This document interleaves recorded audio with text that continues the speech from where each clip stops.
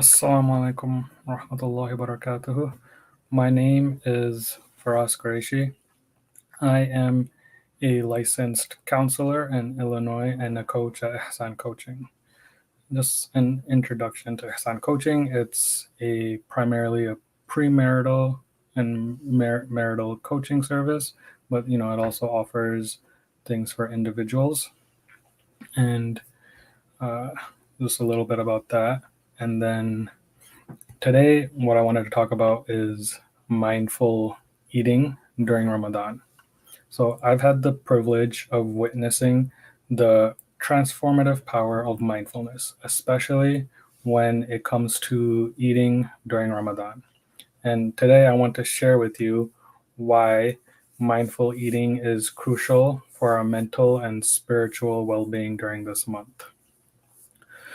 Ramadan is a time of self reflection, spiritual growth, and heightened awareness. It's a time when we fast not only from food and drink, but also from negative thoughts, distractions, and unhealthy habits. So, why is mindful eating important for your mental health? Right?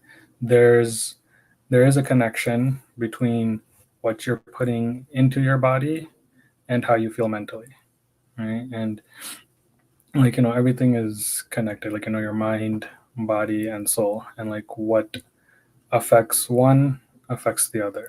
And today we're going to focus on the body, and with that, also more on the eating, right? And you can see how eating affects you mentally, right? Is like when you eat unhealthy food, you feel good for that moment when you eat it, right? Like it gives you that dopamine rush, right? But then afterwards, you don't feel as good. And because of that, it's you get into that cycle where it's like you're always chasing that high, right? And then you can feel lethargic and slow compared to when you're eating healthy, re- re- reasonably healthy food, right? It's like your mind is more awake, it's more fresh, and your body also feels light and not burdened, right? And it has more energy. And this plays into why it's important during Ramadan because it's very easy to fall into not eating well during Ramadan, right? And this can show in a variety of ways, right? During suhoor, where you might overeat, telling yourself that you need to eat a lot because you're not going to be eating for the rest of the day until iftar, right? So it's like you're going to uh, stuff your stomach just because you want to make sure you're not hungry.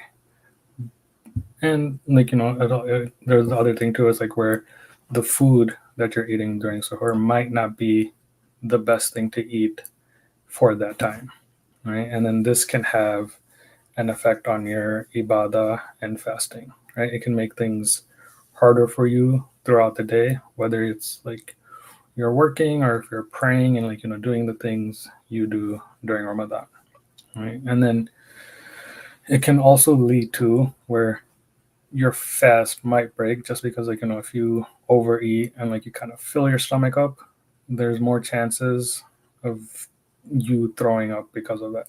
And then that just invalidates the fast, and then now you have to make that up. So it's why do that to yourself, right?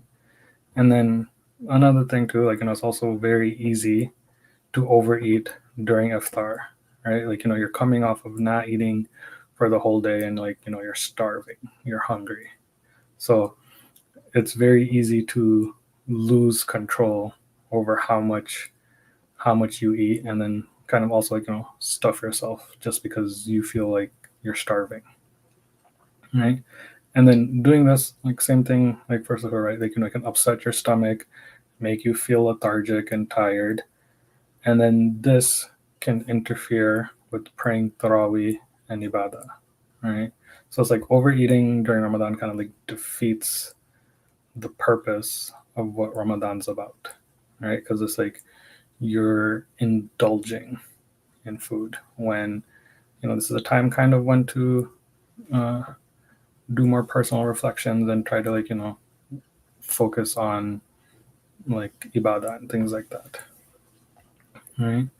And what you can what what eating mindfully also means, right, is like what you can kind of do is trying to have uh, like have control over how you eat and how much you eat, right? And you can do that by sometimes like making yourself small portions, or kind of dividing your plate up with having some carbs, proteins, and vegetables, right?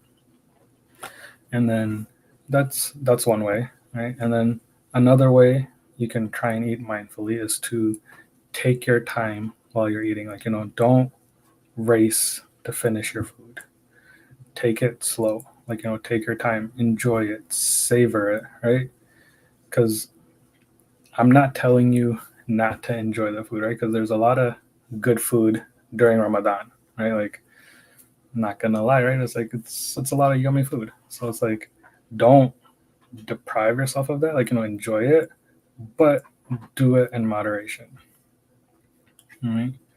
And for me personally, like what helps, right? Like if for for iftar, right, is I'll break my fast with the kajur, and then maybe eat like a little snack, and then go pray maghrib, and then come back after that and eat a dinner. Whereas like I'm not eating all those extra food all the time, right? So it's also like kind of like choose your days, right? Where it's like you don't have to eat like that every single day.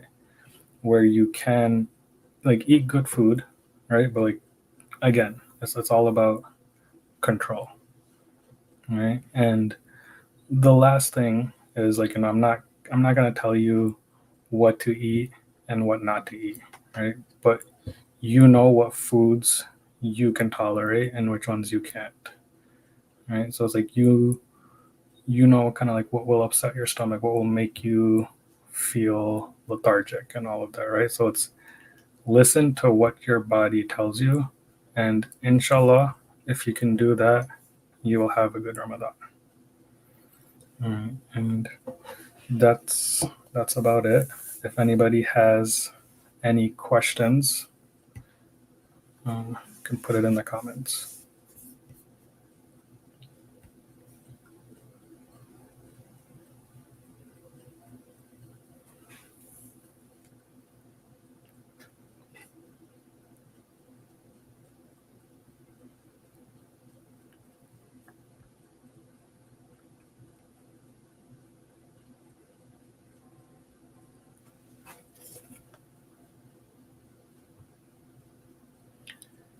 All right, if there's no questions, but thank you for joining us, and please support Hassan Coaching. All right, assalamu alaikum warahmatullahi wabarakatuh. Have a good Ramadan.